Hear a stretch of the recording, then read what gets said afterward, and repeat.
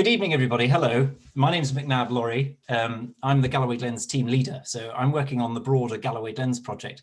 I'm delighted to welcome you all here tonight. You'll see from the opening slide there that we're looking here at the Torrs Pony Cap. We've actually got a slightly more glamorous name for the talk tonight than you may have been advertised, so that only raises expectation further about the event ahead of you, I'm sure. I wanted just to very quickly put this meeting into context. The Galloway Glens scheme is 5 years of activity taking place in the Kendee Valley in southwest Scotland. We've got Castle Douglas, Kirkcudbright, and then up into the Glen Kens. We've got 35 projects that we're doing, primarily supported through the National Lottery Heritage Fund. The Can You Dig It project, which this event is one of that project, is actually only one of the 35 projects that we're doing. So it's quite interesting that this project is at risk of dwarfing everything else that we're doing in the Galloway Glens scheme at the moment. So we either need to make more effort with the other 34 or perhaps rein this one in slightly. But lovely that you're all here tonight. We've all been affected, obviously, with the pandemic, and we're trying to push these events onto online. So it's brilliant to see so many attendees tonight. The Galloway Glens scheme is just exactly halfway through. So it's a 5-year scheme and we've just finished 2.5 years. So we're running until March 2023. The Can You Dig It project, which is funded with National Lottery Heritage funding and Historic Environment Scotland funding, match funded, is running for at least another couple of years. And while we're planning to do some actual field work and getting out and doing some digs next year, these events are hoping to tide us through the winter and been absolutely brilliantly well received. I can't believe how many people are attending, and I'm feeling dangerously underdressed considering my role of host. I'm not quite sure what the etiquette is on Zoom clothing, but I'm sorry about that, to be so underdressed. None of you came here to hear me speak, so I'd like to very quickly introduce our two speakers tonight. We've got Dr. Fraser Hunter, who's Curator of Iron Age and Roman Collections at the National Museum Scotland. One of his main interests is in Iron Age Celtic art, which has sparked this re-examination of the Torrs Pony Cap. And then we've got Michael Stratigos. Michael is a wetland and underwater archaeologist with an interest in settlement and wetland landscape changes. He undertook a PhD at the University of Aberdeen, exploring the character of crannogs in northeast Scotland. And for the last 3 years, he's been a postdoctoral research assistant at the Scottish University's Environmental Research Centre on the Living on Water project. Has been building high-resolution chronologies of crannogs in early Iron Age. And more recently, he's been investigating wetland landscape change and how that's impacted both cultural and natural heritage. So it's going to be really interesting. What we're going to do is we're going to do a bit of Fraser, a bit of Michael, and then back to a bit of Fraser. We've got Claire, who you'll all know is going to be overlooking the sort of comments and will handle the question and answer session at the end. So without further ado, I'd like to hand you over to Fraser. I will stop sharing my screen now. Well, thank you very much, McNab. Good evening, all. It is slightly odd to be not quite in Castle Douglas as originally planned, giving this talk, but very nice to be there virtually and be able to tell you something about the exciting project we're involved in. We've chosen a more eloquent title than the rather prosaic one that lured you in. We felt that such an eloquent object demands a bit of drama to the title, and we hope to give you a bit of the drama of the discovery of it in the course of this presentation. It's an exciting project done by a wider team. So Michael and I are presenting here this evening. You'll hear from Michael later. And the third critical partner is Richard Tipping from the University of Stirling, and we'll hear more of his work later on. What we want to talk about is this beast here, a treasure of Celtic art, one of the truly international items archaeology, a piece that is known the length and breadth of Europe. You pick up any book on Celtic art and you will see this object. Dates to the 3rd century BC, so around about 2,300 years old, based on comparisons with other material. And it's the story of this item that we want to explore tonight. I call it a pony cap. How, you might wonder, will a pony wear that? Well, we'll come to that later on. You might wonder how this contraption was put together, and we'll come to that later on as well. The question I will answer now, though, is Torrs. Where is Torrs? Well, Torrs is in the southwest of Scotland, in Galloway, in the Stewardship of Kirkcudbright, near Castle Douglas. In fact, just to the southeast of Castle Douglas. And you'll see outlined in blue here, Torrs Moss, which we think, as Michael will say later, is a plausible find spot, discovered during drainage in the early 19th century. So this treasure has been reawakened, if you like, for over 200 years. And yet there are always new things to say about these apparently well-known objects. And what we are trying to do in this project is to give a fresh context for the Torrs Pony Cap. The idea started when we did an exhibition on the question of Celts in the National Museum, together with the British Museum in London, back in 2015, 2016. And one of the stars of the show was Torrs. And it made me realise there were various untapped channels that we hadn't looked at yet. There was more this object could tell us, both from the find itself, from some exciting antiquarian sources, and also the wider landscape. So we put together a team, myself, Michael and Richard being the key members, and we're looking at 3 strands in the course of this project. Re-examining the object itself, turning to the wider landscape, seeing what that can tell us. And here you can see Richard in full flow in the middle of a peat bog. He's never happier than when up his oxers in mud. And the 3rd strand is settlement. Where were the folk who made or used or lived with the Torrs Pony Cap? Where were they based? Let's start with the object itself. An absolutely fantastic item. On display today in the National Museum in Chambers Street when that bit of it finally reopens.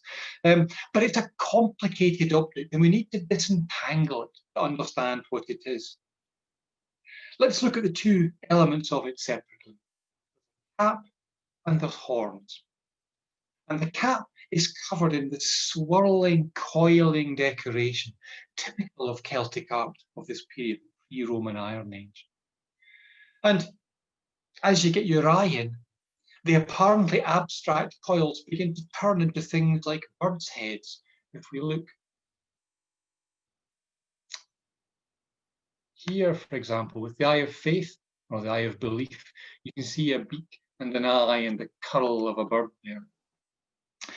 And this is one of the essences of Celtic art at this period. There's a now you see it, now you don't element to it, a shape-shifting element where you have to know what you're looking at to understand it. And the more you look, the more you see. This is certainly true of Torrs. For as you look more closely, you start to see the patches, the highly decorative patches, which are testament to a long and interesting life. Now, the pattern on the cap itself, let me go back a slide here, show you how it works. The hole at the top is a later addition. This comes from when the horns are added to it. These holes here are not for the pony's eyes, but for its ears. It perched on the top of the horse's head. And we'll see a reconstruction of that later. The decoration is hammered up from the underside, giving you these flowing coils. But some of the repairs, as you can see on the left here, are engraved into the surface. And that engraving links it to the other element of the cap, which is the horns. These 2 curious coiling horns, ending in birds' heads, perhaps ducks' heads, have this wonderful scrolling decoration engraved in it. You need to see this close up to really appreciate the artistry that's gone into it, and to appreciate some of the wee tricks and jokes that lurk within it, such as the wee man's head or the wee human head lies within the decoration at one point. So you have the cap and the horns, made in different ways, decorated in different ways, and the big question is, when did they come together? Stuart Atkinson and Stuart Pick and Richard Atkinson in the 1950s presented these 2 interpretations here. On the left, the idea of it is the cap for a pony, and on the right, the idea of it is a mask. And you can see from the miserable look on the poor wee horse's face which option they preferred. And they thought the horns were added much later. In fact, they blamed Galloway tinkers at the time of its discovery for adding the horns on to add to its market value. And I've always found that slightly offensive. Being from Galloway myself, I feel it's a bit of a slur on the region's character to suggest they would do that.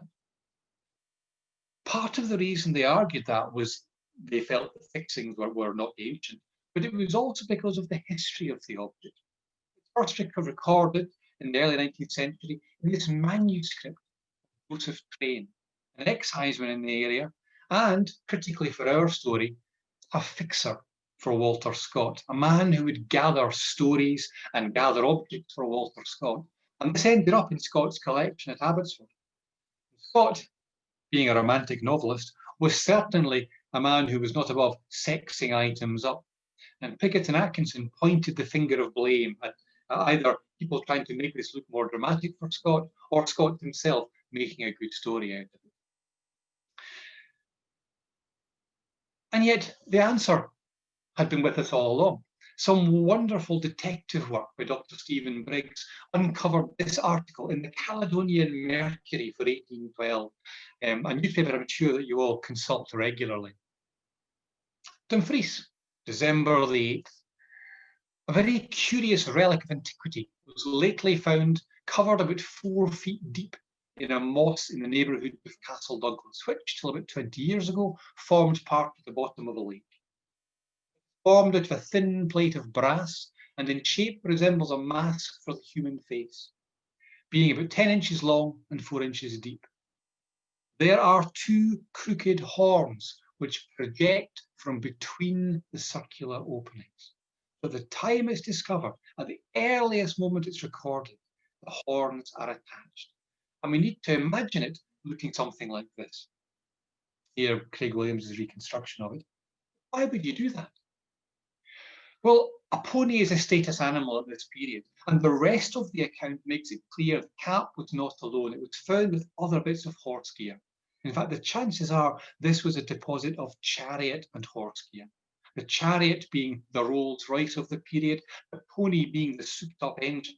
And these are, if you like, the equivalent of Go Faster Stripe. This is making the horse look impressive as part of the drama of the journey for whoever was travelling around in this vehicle 2,000 years ago. And we'll come back to the parallels for the object later on. But before I hand over to Michael, I want to say a little bit about its landscape setting. The area, as we will hear, was an awful lot wetter 2,000 years ago. But for a long time, it's been famous among archaeologists for the sheer wealth of metalwork that has been discovered in the bogs around Castle Douglas during the drainage. Something is funny in this area. For Galloway, otherwise, it's really empty of metalwork.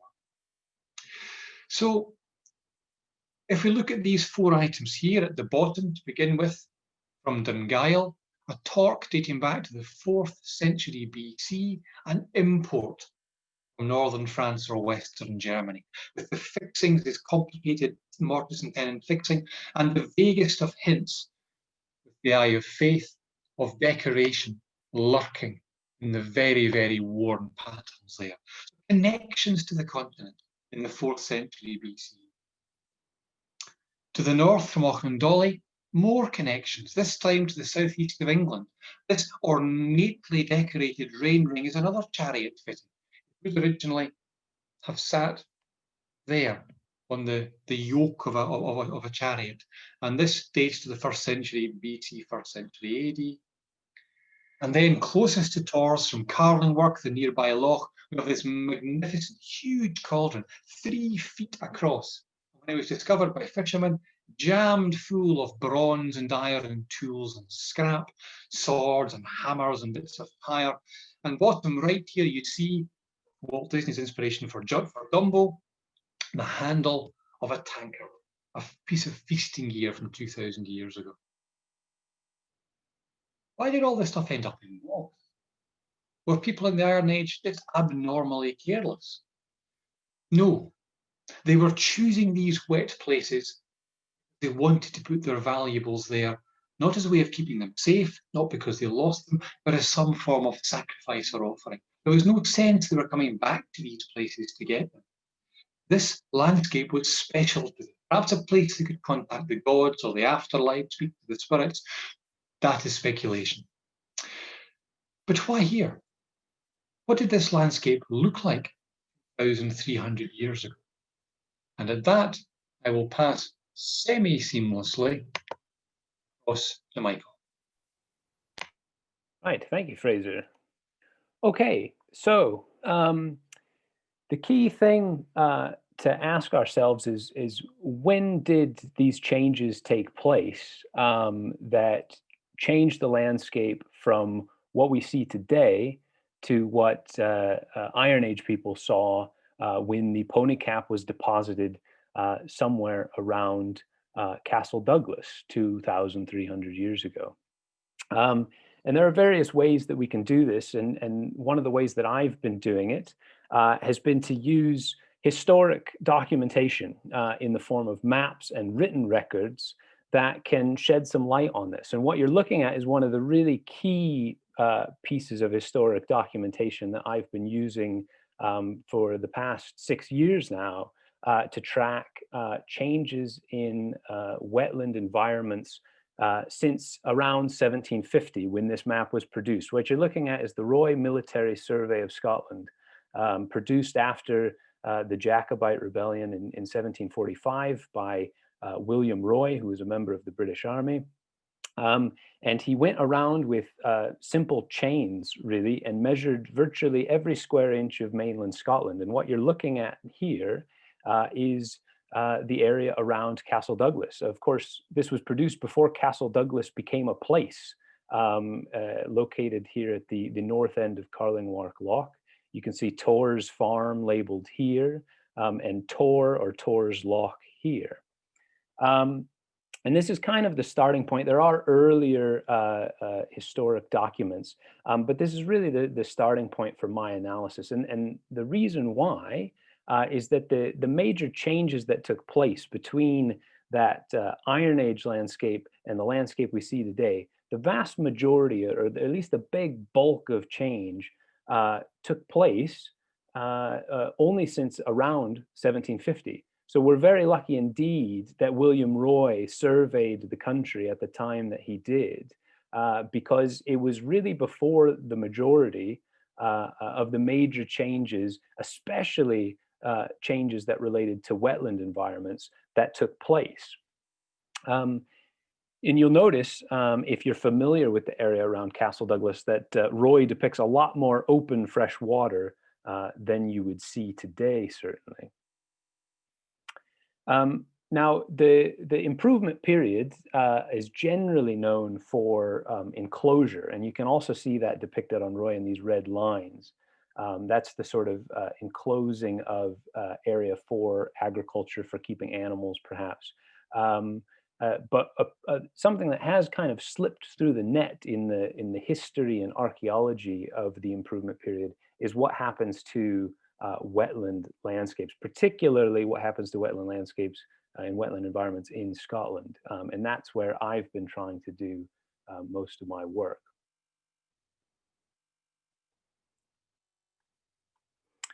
So why bother changing wetland environments? What were these improvement period people trying to do?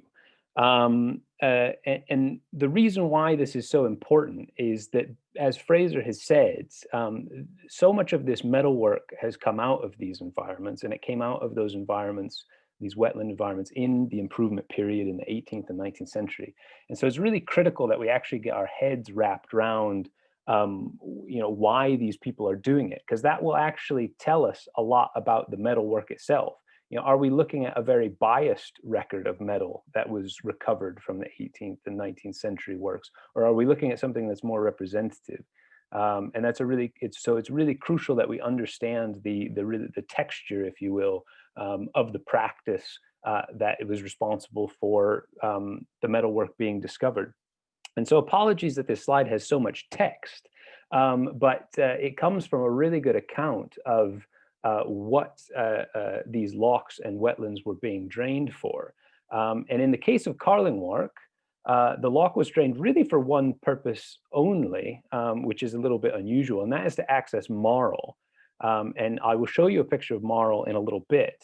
But essentially what it is it's sediment that lines the bottom of many lochs across Scotland. And it has a particular quality in that it will raise the pH of soils. So if you have very acidic soils, perhaps you have an allotment or a garden, and that you struggle with this, you could apply marl, and the farmers in the 18th and 19th century certainly did, as a way to lime their fields. So rather than using expensive lime, which needed to be burnt and processed before it could be applied to the fields, you could actually just dig up the marl and spread it, and that would raise the pH, and so you'd get a better yield on your crops, or you'd grow better grass because the soil would be less acidic. The other reasons why you might drain a loch or a bog was actually to very simply increase the area of land that you could grow crops or keep animals or grow grass to feed your animals. And that was very, very common indeed as well across Scotland in the 18th and 19th century. And if they found marl, that was just a nice bonus. There was also sort of a third reason, a little less common, was to access peat for fuel. You do occasionally get lochs and bogs that are just too wet to actually work in to be able to dig peat out of, and by draining the loch or bog, you can then have access to it.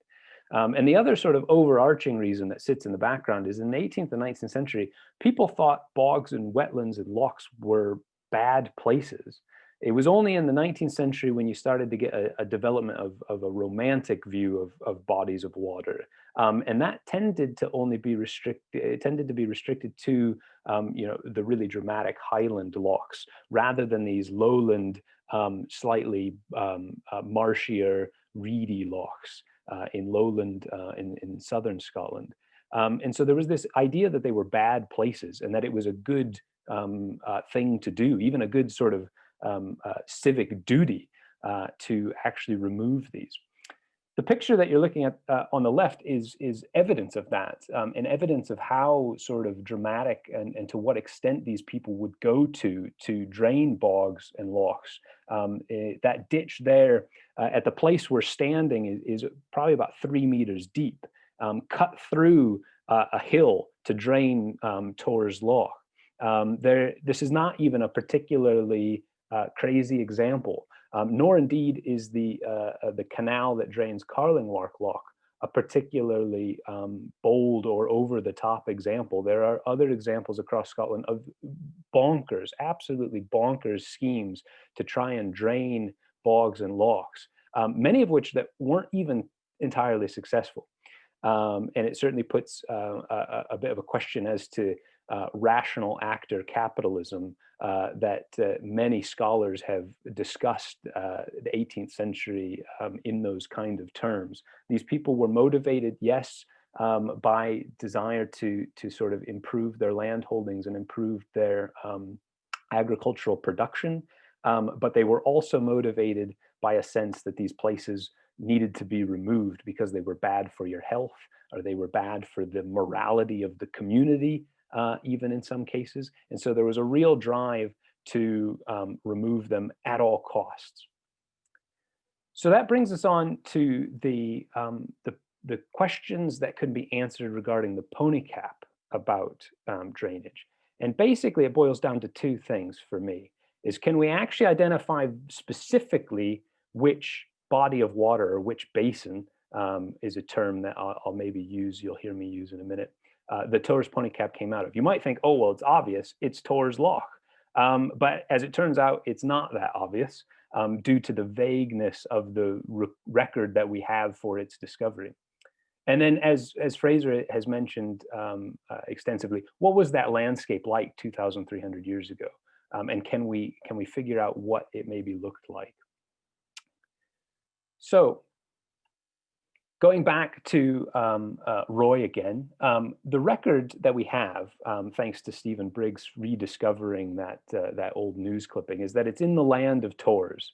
Now there are 5 lochs in this general landscape, 5 basins, and 2 of which are probably not in the land of Torrs, and that's Carlingwark and Kenmore Loch over here to the east. So that leaves us with really 3 basins that seem likely to have been in the land of Torrs, that might have been a lake, the bottom of a lake 20 years ago, but now a bog.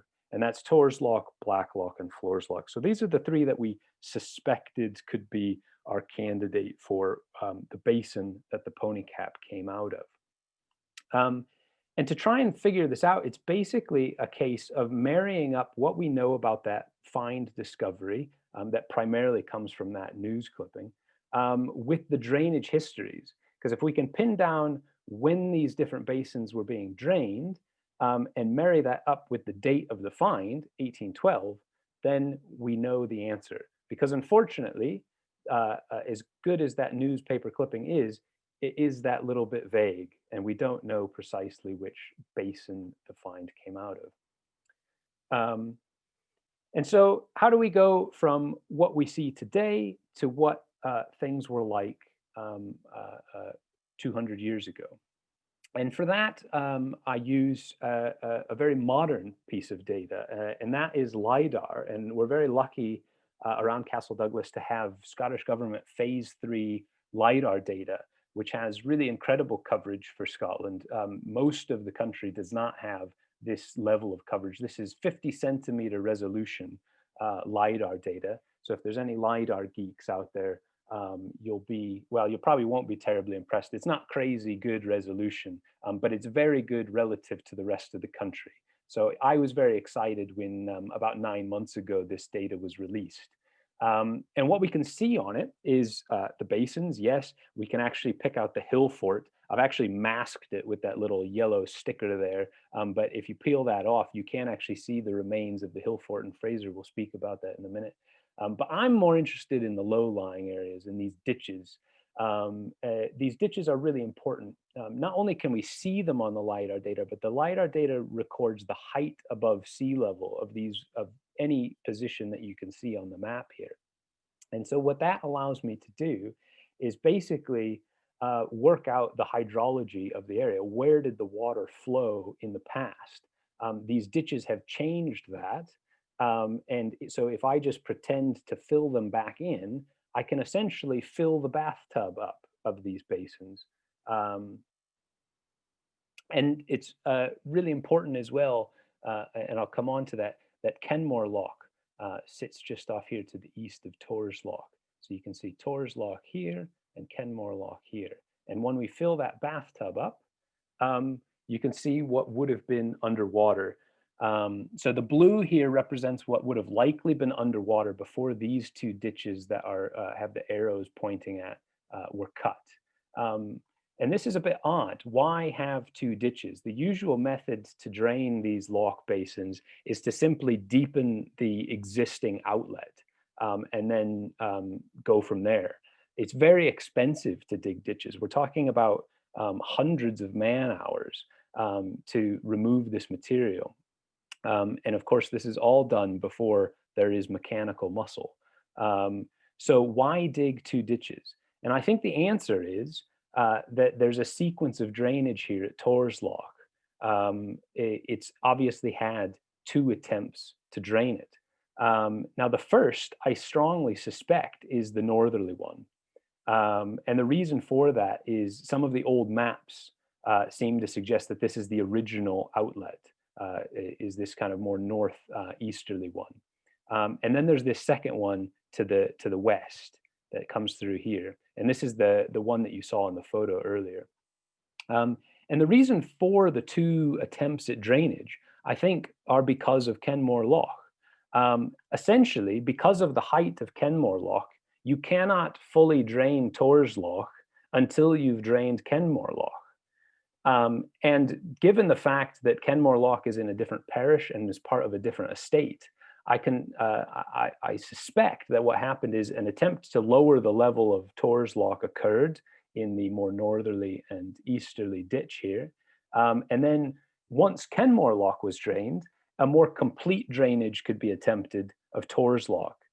In effect, Kenmore Loch is a dam for Torrs Loch. And so you have to lower Kenmore Loch before you can lower Torrs Loch. And this provides really key information on the timing of the drainage, because although we don't have a date for the drainage of Torrs Loch, it turns out we do have a date for the drainage of Kenmore Loch.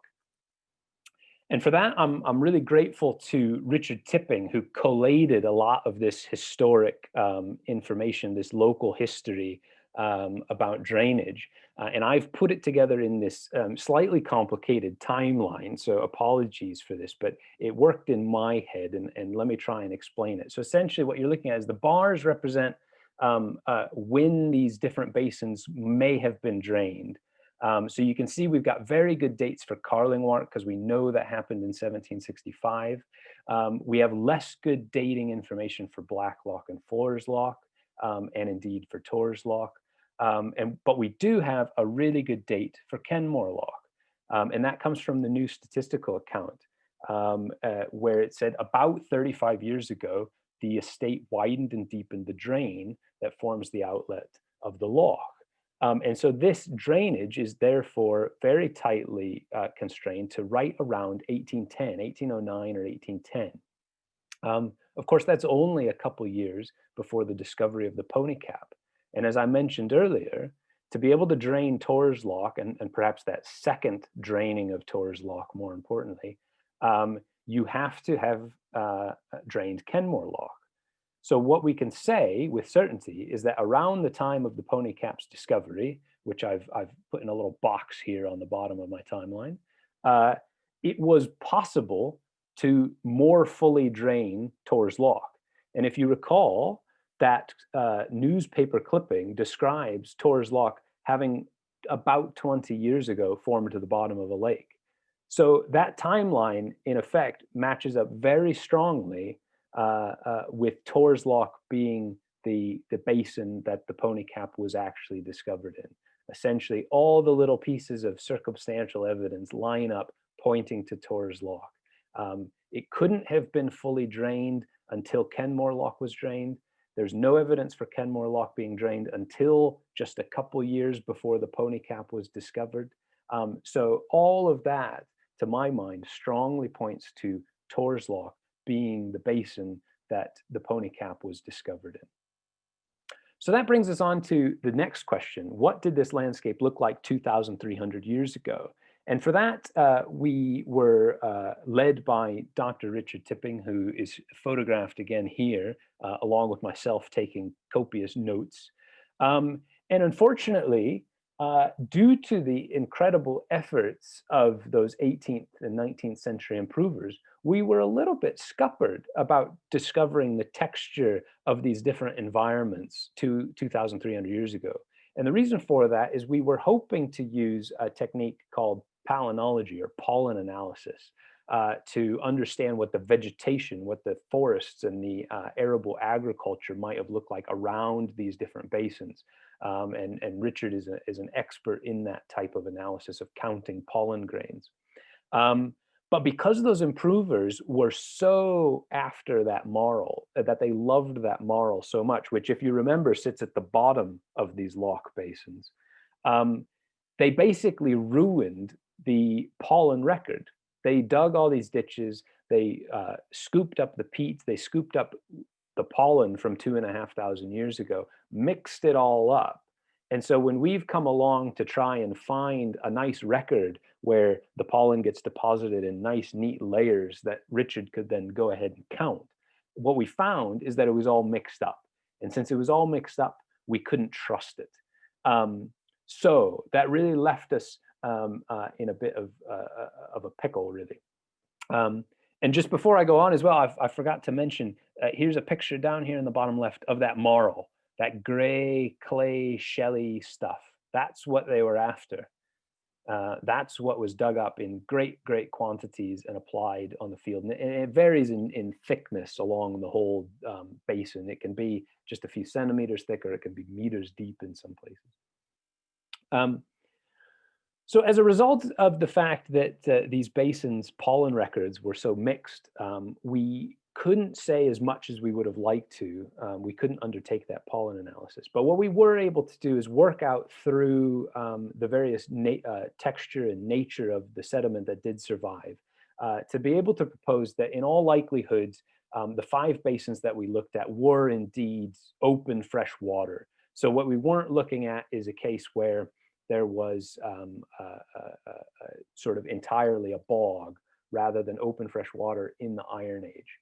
So we are looking at 5 separate lochs at that time.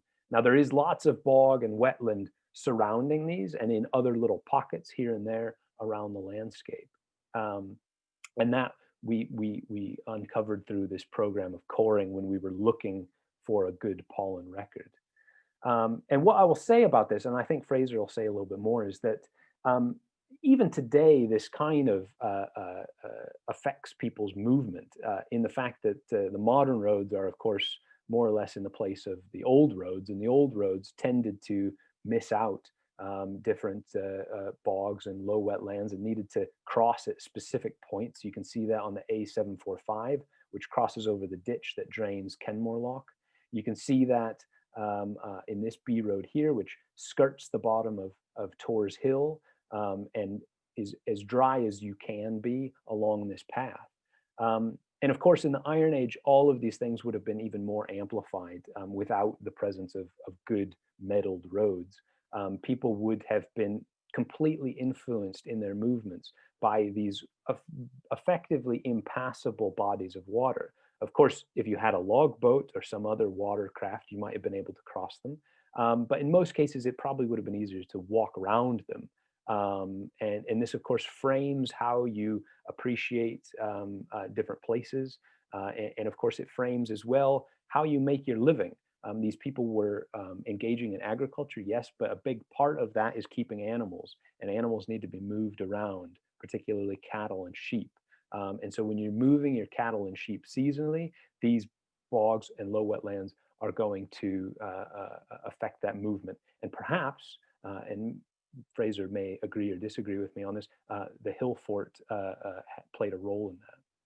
So I'll just finish by saying as well, in addition to framing people's movement, these bogs and low wetlands would have also been a resource in their own right, possibly for animals, keeping your animals for water or for grasses to feed them, but also more raw materials for your house in the form of reeds for thatch or flooring, and of course any food resources that you might have been able to gather or hunt out of these places.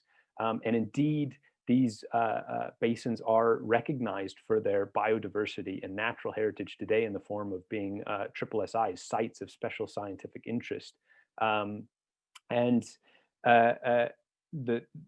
This certainly would have been the case that they would have been centers for biodiversity in the past, and they are now. But the little caveat that I want to put at this, and I hope this is interesting to the people in the Galloway Glens project who are more interested in the natural heritage side of things, is that remember that although these are centers for biodiversity and natural heritage, they're also entirely man-made environments now because of that 18th and 19th century activity.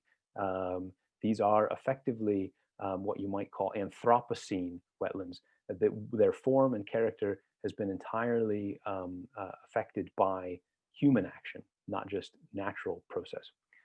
So with that, I will pass back to Fraser.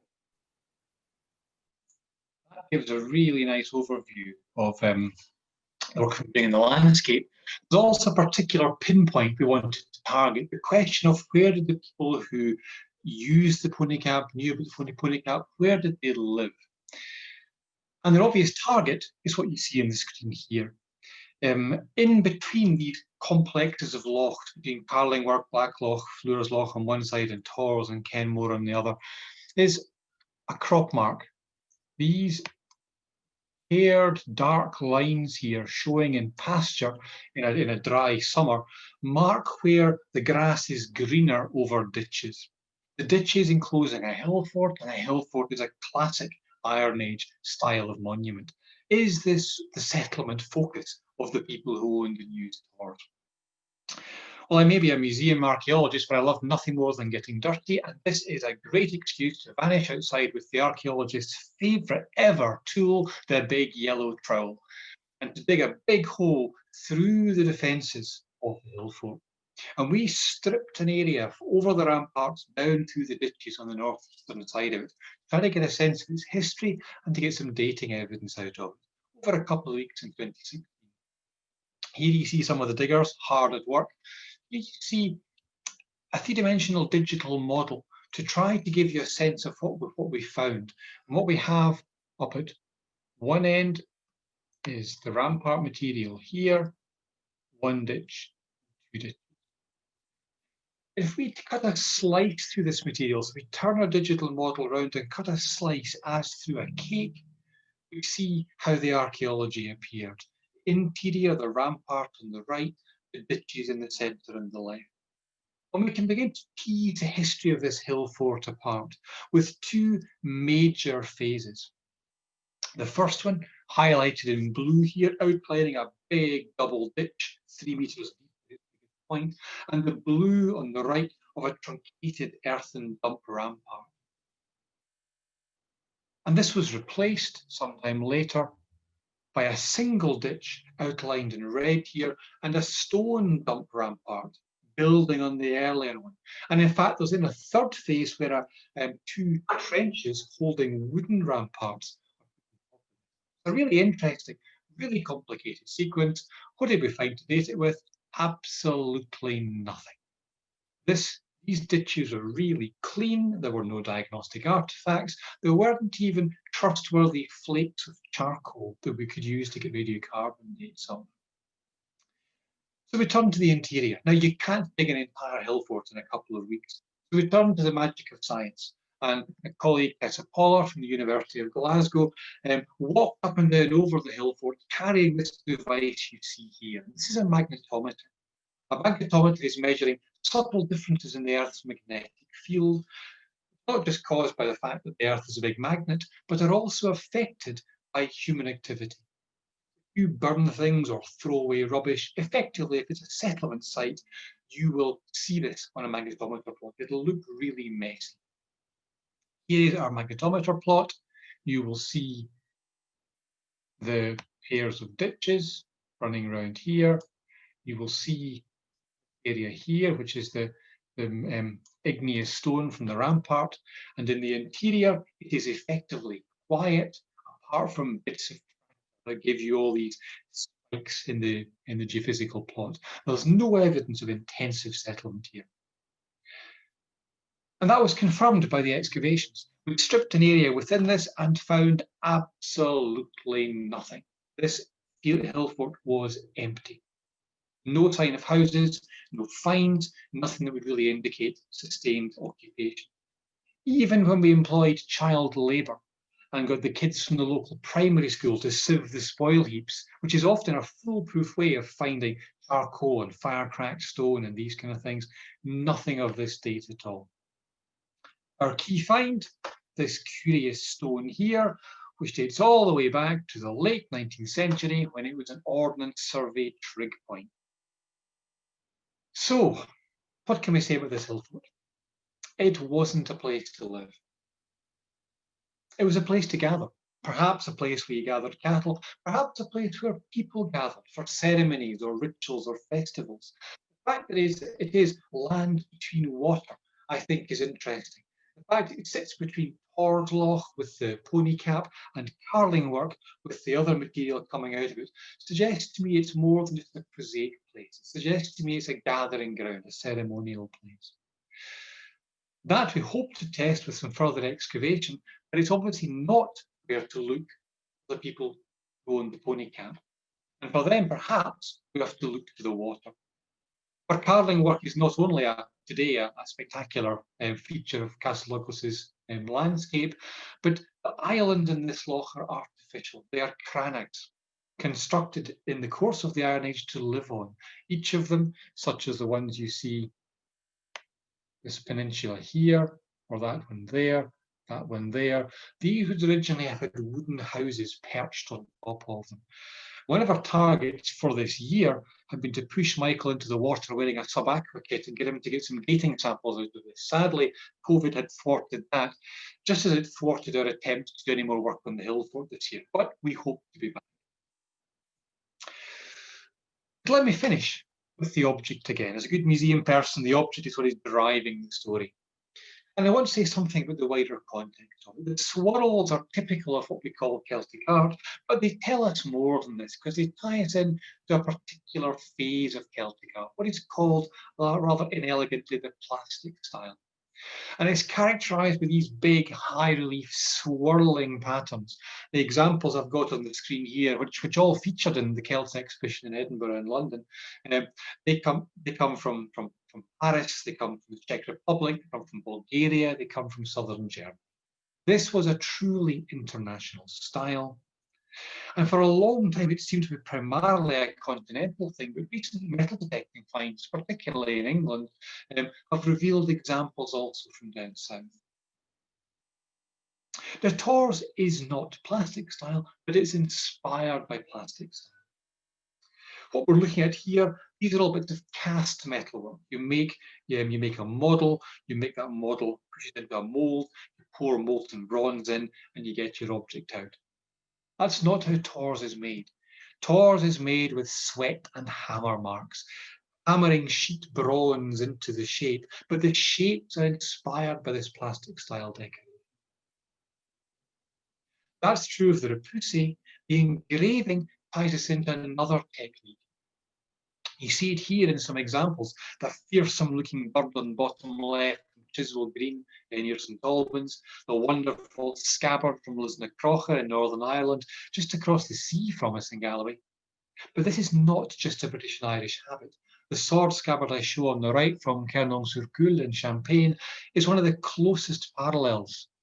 Look down here, the beast engraved into it is a really neat parallel for the Torrs horns. And this is the other great style of Celtic art on the continent at this time.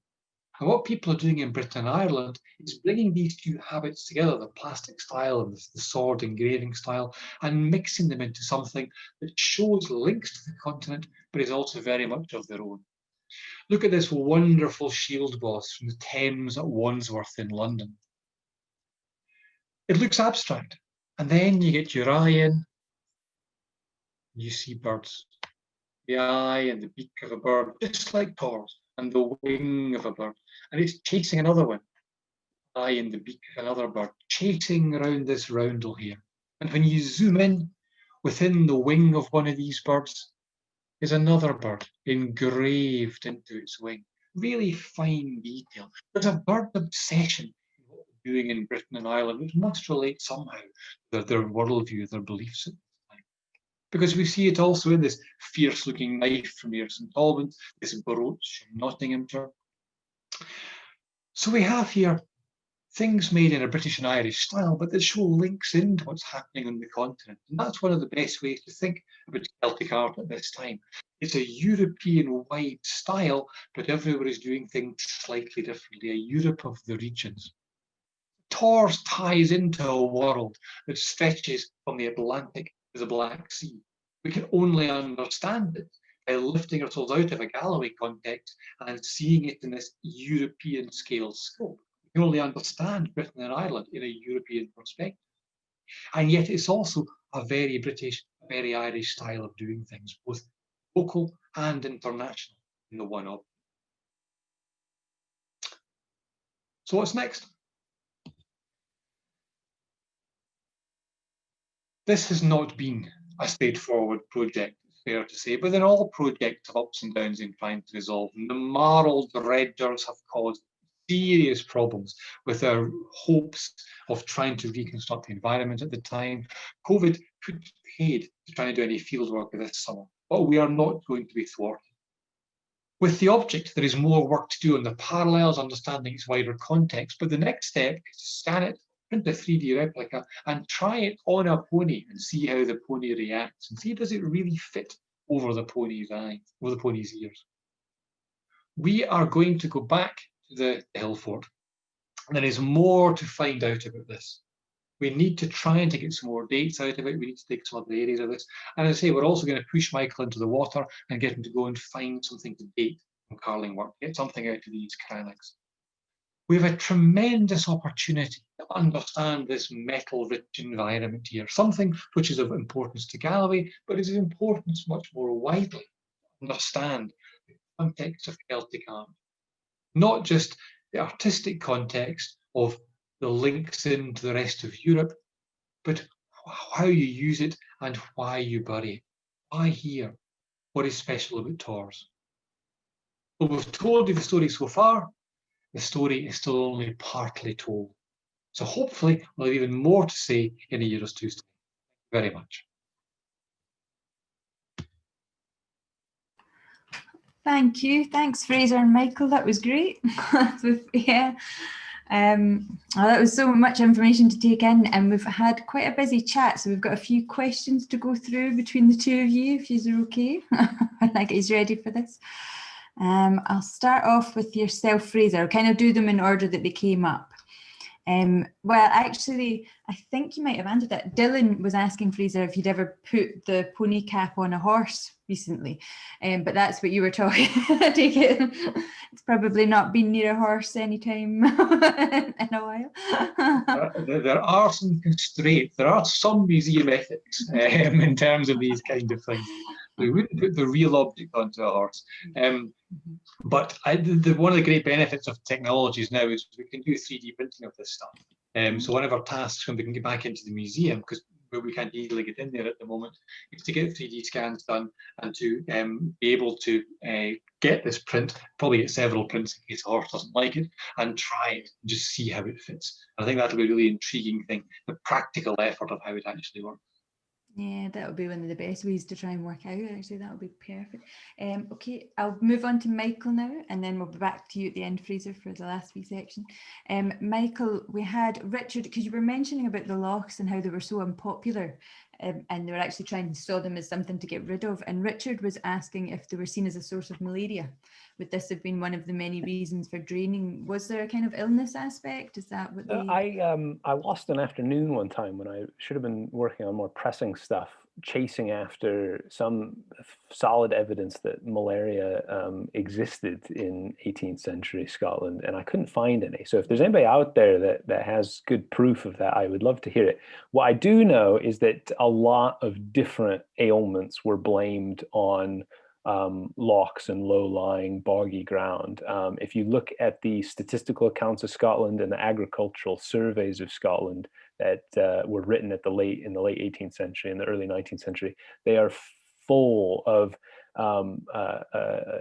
descriptions of people living to ripe old ages because the air's dry and salubrious, or groups of people dying in far too soon because the air is cold and damp and wet, and they blame these on the actual physical elements of the landscape. So whether this is some kind of relationship between some kind of waterborne illness, whether malaria or the many others that would have been going around at that time, or if they actually, just sort of invented it as the miasma, this idea that you had bad airs, is unclear to me. But what is very clear is that they associated the physical landscape with these illnesses, which even at the most kind of generous interpretation, I think is overplaying the power of bogs and wetlands to actually make you sick. Yeah, I think I remember reading that with the earlier understanding of cholera was that they were thinking foul water, but I think it was more from the smell, because it was that idea rather than actually recognizing it was the water itself. Was one of the things they were trying to get rid of, old unused wells at one point in the boroughs and things like that. But thanks, Michael. It's interesting, actually. I hadn't heard too much about that, so I think I might look into it myself a bit more. Ian was asking about the Cutter Canal that you were mentioning that was cut to partially drain Carling Walk Loch. Is that the one that's now called Carling Walk Lane or Lade? Is that the one that runs out kind of the northwest? I think it is, isn't it? Yeah, that's right. That goes to the D. That's correct. And it cuts through what would have been kind of a bog and floodplain where the D would have kind of naturally overspilled its banks into that area. Yeah, perfect. That was a good spot, Ian. Mary was asking, do you have a rough idea how old the lochs are when they formed? Yeah, we've got a pretty good idea as far as these things go. So they're all relics of the last ice age, essentially. So probably about 15,000 years ago, maybe slightly earlier, this area of Scotland becomes ice-free. In fact, the whole landscape around Castle Douglas is essentially glacial landforms. They're called drumlins. And in the LiDAR, actually, you can see quite clearly, they look like a basket of eggs, or the top half of a basket of eggs. And these are features that sort of are created as the glaciers move over the landscape and wear down. And in the low-lying areas, obviously the water collects. Initially, that would have been the melt water from the glacier, and that obviously gets replaced over time. And it's in the earliest period of those being open fresh water that the marl actually forms. It's this clay and shell, the shell being, from different types of animal life that were living in the loch. In those early days, the conditions were really good for these types of animals to live and grow, and then they die, and that's what forms the sediment that the 18th and 19th century farmers were after. Marcia was asking, where were they draining off to? Into local rivers or other lower lying land? Basically wherever they can, and seemingly in some cases to the next door neighbor's farm, if need be. But yeah, it's essentially it's a case of trying to go from where the outlet of the basin is to the nearest bit of flowing water that you can.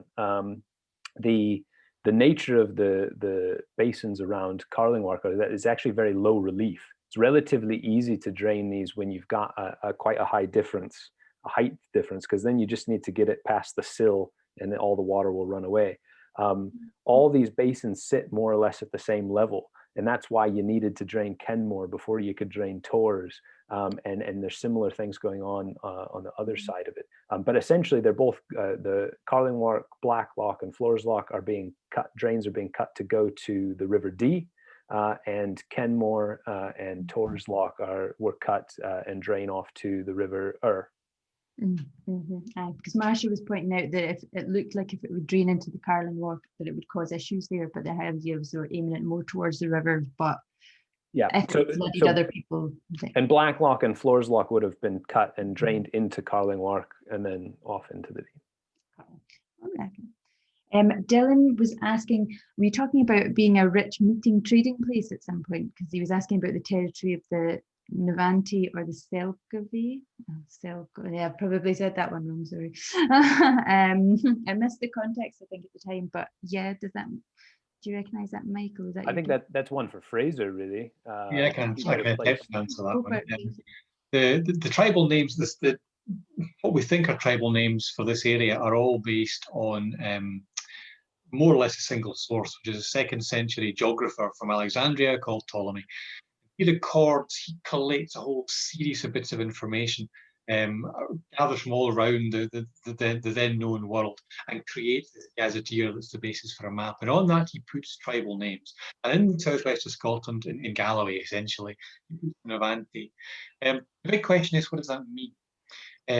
There's one other later source that may hint at the tribal names surviving, but when you look at the archaeology of this area, it varies within itself. So Galloway is not a unitary authority in the Iron Age. And you can see it quite nicely in terms of metalwork, which is my interest. And for those who know the area, once you're west of the Cree, once you're into Wigtonshire, metalwork drops off. They do not bury metalwork in that area. And you see it in other things as well. So complex stone architecture, you find that predominantly in Wigtonshire, much less of it in Kirkcudbrightshire. There's a series of differences between the archaeology within Galloway that makes you think it's not a single tribal area. And I'm always deeply sceptical of these tribal names, of what Ptolemy tells us. He's a very imprecise source. He's a long way away. He's having to fill in gaps from records that he doesn't fully understand. He cannot be giving us a complete of the tribal areas. So, for example, there's a group we know of from other Roman sources called the Anavianenses, which is effectively the people of the Annan Valley. Now, they're not named in Ptolemy, but they're named in other Roman sources. So we shouldn't, if you're writing a popular history, you'd call the area the Navanti, but you have to be really skeptical of what it really means on the ground. Oh, no, that is interesting, actually. So I think that'll give Dylan something to think about. That's great. Thank you very much, Fraser. And then we were getting into discussion about marl, Michael. Richard was asking what creatures made the shells for the marl, but I think it was, I've forgotten who said, somebody had looked it up for us, and it's Paul looked it up and said that it's formed from dead algae, according to Wikipedia. After the algae dies, the calcified stems and fruiting bodies break down into fine carbonate particles that mingle with silt and clay to produce marl. Any of that? Do you know any more to add to the marl? That rings a bell. To be honest, Richard Tipping would be the one to ask this. He would be able to give a much more informed opinion. But that is my understanding, that the sort of small life, microscopic in some cases, that have calcium carbonate in their structure, either as an exoskeleton, I think. And they live and they bring in this calcium carbonate from the environment to make their shells or their exoskeletons or whatever it is. They die in great enough volumes that it creates this sediment at the bottom of the wall. Thank you. And on that note as well, I think right in the middle of Fraser talking at one point, I made a face because Erica had said that one of her ancestors died from falling into a marl pit, which I thought was kind of unpleasant. Yeah, that was probably like the face I pulled, which probably threw you if anyone saw that at the time. Apologies, but yeah. But yeah, I think if we could move back to Fraser. Oh, well, Michael, you stay on as well in case there's anything you want to talk about. But Andy, which I think might be Andy Nicholson, but yeah, in which case, hi. Have you considered looking at the crop mark sites overlooking Carling Walk by the modern cemetery? So far we've been focusing, hello Andy, so far we've been focusing mostly on Torrs Hill Fort itself, and the funding we have only allows us to do a certain amount of things. The variety of it, the whole complex is really interesting though, because the National Trust have been doing some work in the drainage of the Dee nearby as well. And one of the sites that they've been looking at has produced dates in the same broad ballpark. At the moment, we're focusing on the immediate environs of Torrs. The hope ultimately is we could expand out beyond that. And when the Can You Dig It project was first discussed, we talked a bit about the possibility of trying to piggyback some of the excavations onto some ironite stuff in the area. That may still happen. That'd be quite a nice thing to do. Yeah, that would be lovely actually to kind of spread out. There seems to be so much in the Castle Douglas area to investigate. And actually, we've got somebody else you might recognise, Derek Alexander. He's asking, are these bird motifs perhaps reflecting the importance of waterfowl, all those SSI wet places? Yeah, it's a wider British thing. So one of the striking things that Andy Fitzpatrick noted some years ago, who's a scholar based down south, he did some really interesting stuff on Celtic art. And one of the things he pointed out in this 3rd century BC material in Britain and Ireland, when you can recognise animals, it's almost always birds. And that's not true in the continent. You get the occasional bird, but you get a much wider range of other things, snakes and weird beasts of all kinds. The argument, and I think it's plausible, is it must relate in some way to a different kind of belief system. There's variation in the beliefs across Europe at this time, and something about birds really catches the imagination of folk of Britain and Ireland. I don't think it's not locally specific. I don't think it's Natural Heritage can't use it as a logo for their wildfowl or something like that. But I think it's like a much wider interest in birds. From Lydia, this might be more for yourself, Michael. How deep were the lochs, and would sunken items be regarded as retrievable? See when they were first deposited. I suppose that might be. So Carling Walk, I think, is a maximum of about 6 meters or so. I think it drops to around 20 feet. The other lochs are a little bit more difficult to assess in terms of depth because the precise water level is obviously no longer there. But I think a similar type of depth would have been more or less the maximum. Earlier on in their history, in that immediate post-glacial period, they of course would have been deeper because all of those marl producing organisms and all the mud and sediment isn't getting deposited into them. And when you do draw off the open fresh water, you can in some instances actually accelerate the sedimentation of these basins. Essentially, you're creating excellent area for bog to form which can deposit in relatively rapidly, actually. So that's then obviously bringing the level of the basin up. If it stays wet, it has to stay wet. If it dries out, it then sinks back down. But we're not talking about very deep locks. We're talking about relatively shallow, broad, shallow, lowland locks. So would things that were chucked in have been retrievable? I'd have to say absolutely not. I think Fraser alluded to this from an archaeological standpoint and from an archaeological social history standpoint, but I can take a stab at this from a very practical standpoint. With scuba gear, it's very difficult to find anything that's been dropped into a loch of this type, because the sediment that's at the bottom is so fine and tends to be suspended in kind of the top 10 centimeters. So the moment you touch it, any visibility that you had, even with a mask on, goes from very little to nil instantly. So I think the idea that you could recover this stuff even by feel is unlikely. If you're dropping this into open water, it's gone. I don't know, Michael, that sounds like you're trying to get out of being chucked into the water at some point. No, not at all. I love it. I live for it. Yeah. I think we'll be putting that to the test, I think. We had, Paul was asking, would the artifacts be bog offerings similar to bog bodies? Is there kind of similarities there between the occurrence? I think Fraser would probably be best to answer, yeah. Yeah, I can come in on that. People do a whole range of curious things in bogs, and bog bodies are one of those, of which we've no surviving examples from Scotland, but they clearly were present. There's a few of what are called paper bodies, where we know they were recorded in the 18th or 19th century, but they no longer survive.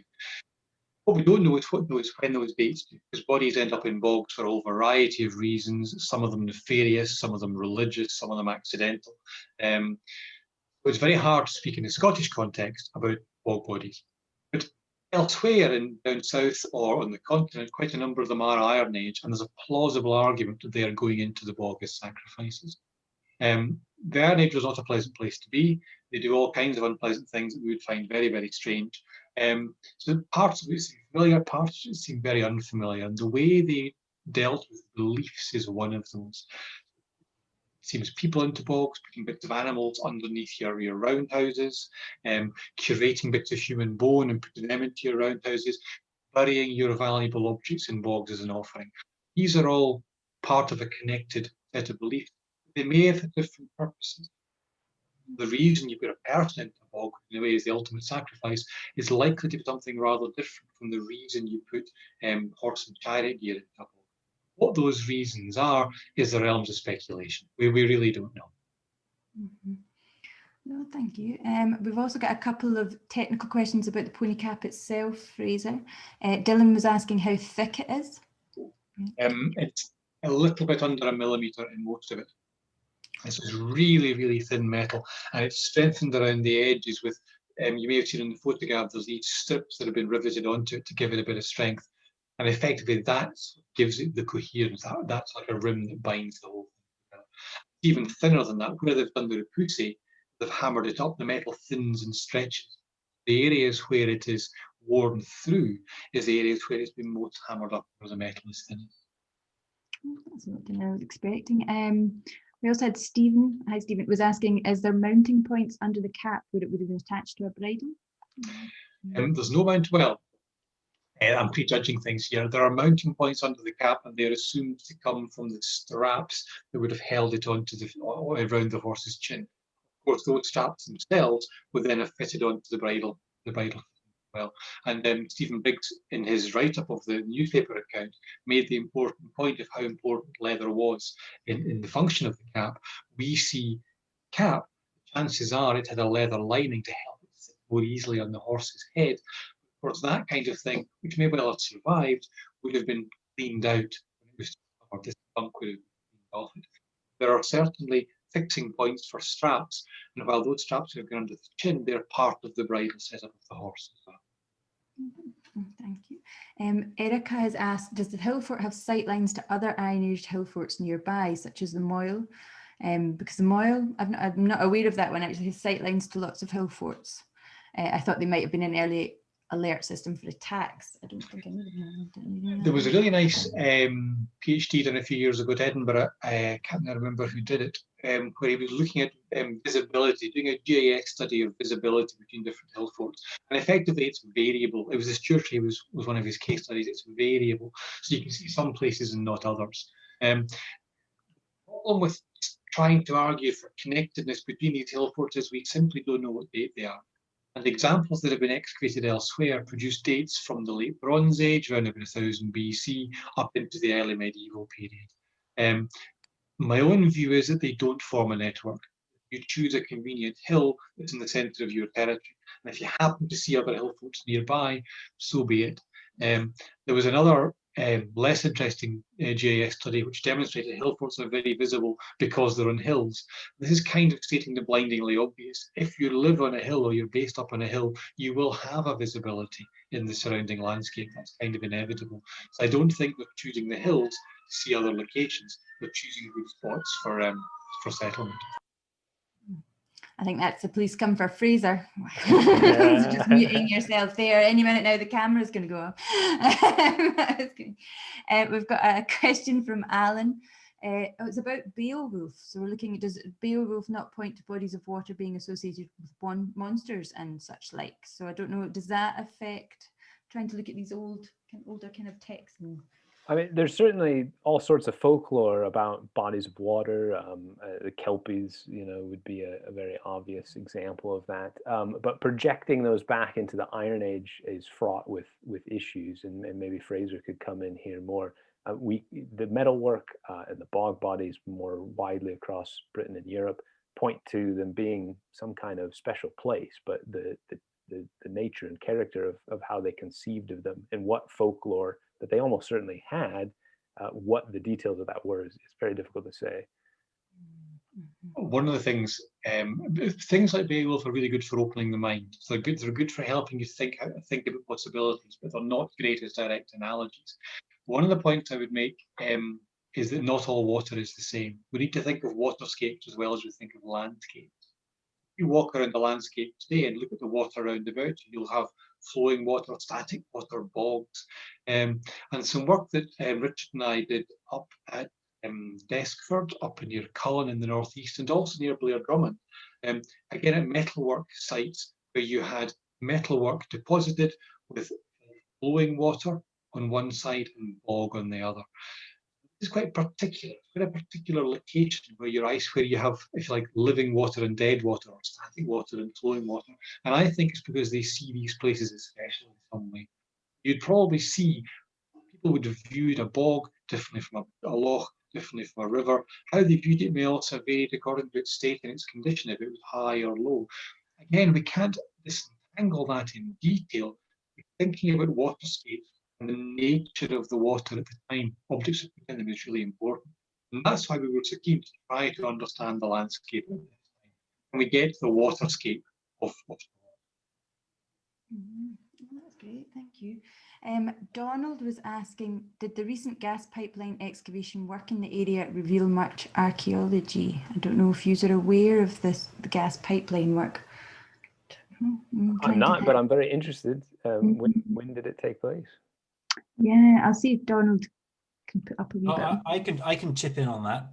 It took place over the last couple of years, and interestingly enough, I don't want you to jump back, Michael, but I think it was actually on your latest OS map, because it cuts right just across the east of it, and there's a very straight line which you think is a pylon, but it actually looks like the gas pipeline that was put in, and so it was only finished about 18 months ago, and you can still see the scar that it left. Just every month just disappears slightly into the hillside. So it's an interesting question to see if that's thrown anything up as part of the process. Not sure. Probably the best person might be Andy at that point. Actually. Oh, and Andy's just messaged. Sorry.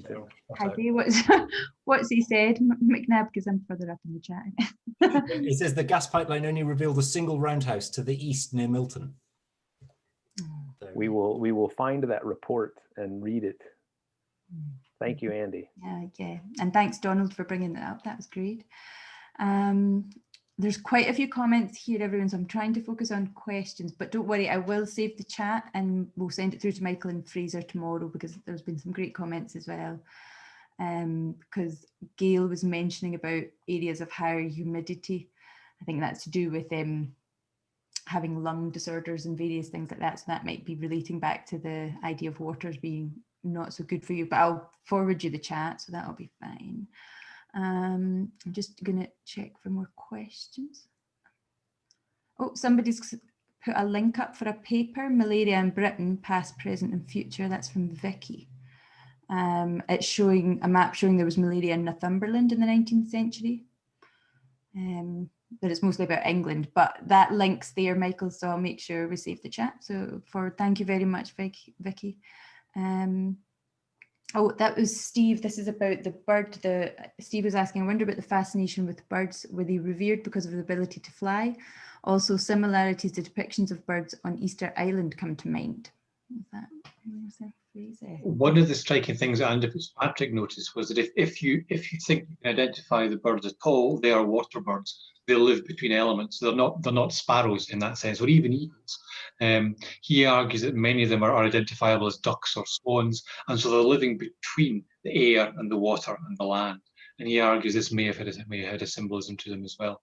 And it's interesting you mentioned the Easter Island thing, because one of the parallels that people who study Celtic art often notice, not in terms of direct pattern, but in terms of concept, is into the art of the Pacific.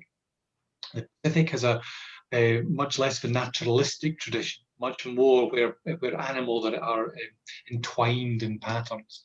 And there was a wonderful anthropologist called Alfred Gell who described this stuff as being almost like a demonic fly paper.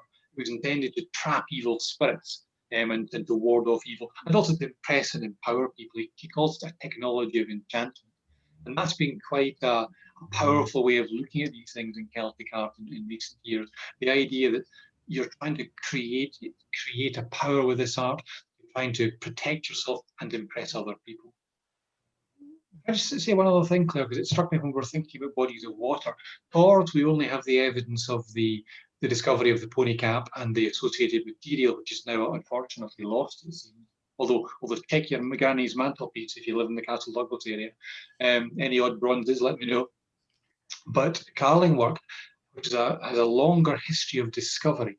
So we know that there is a late Bronze Age sword pulled out of carling work. That dates to around about 1800 BC. In one of the draining episodes at the east end of carling work, they describe bronze quoits, which are almost certainly late Bronze Age armlets, dating to around the same period. You then have the massive big hoard of the cauldron, which dates to the Iron Age. So you're seeing this site being used again and again over the years. It's been a powerful place in the landscape, receiving offerings over hundreds of years. Now, the meaning may not have been the same in the late Bronze Age as in the Iron Age, but it had a significance again and again over this time.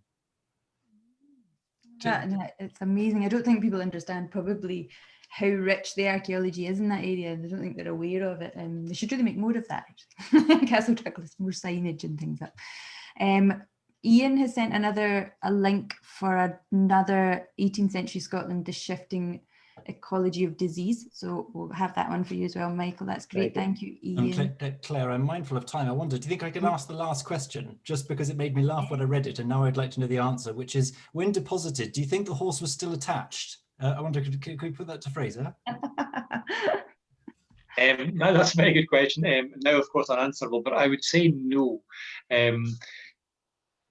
If the horse, you would have expected something to survive of it, I think. I mean, it depends how acid the bog is. The bones may have gone, but you might have expected something of the leather and the skin to survive. In general, when we see these hoards of material, it is just the material itself, the metalwork and the associated items. No evidence in these kind of offerings of the sacrifice of animals. This doesn't mean the sacrifice of animals didn't take place. One of the challenges we have, particularly in southern Scotland, is the soil is so rubbish for bone work, and bone just dissolves. In other parts of Scotland where the soil is kinder, I'm thinking of the Macher of the West Coast, there you see animals being killed and the remains of them being deliberately buried, as perhaps part of feasts, perhaps being luck to a household. In some cases, there's a wonderful wheelhouse at a place called a roundhouse at a place called Solace in North Uist, where they had sheep buried in the floor, but it was only the head and the hoofs of the rest had gone. So you're only seeing part of the animal being preserved, and it suggests that it's being used as a totem in some way. It's being used as some kind of symbol. So they're doing funny things with animals as well, but you very rarely see the animals and the metalwork being brought together. Thank you, Fraser.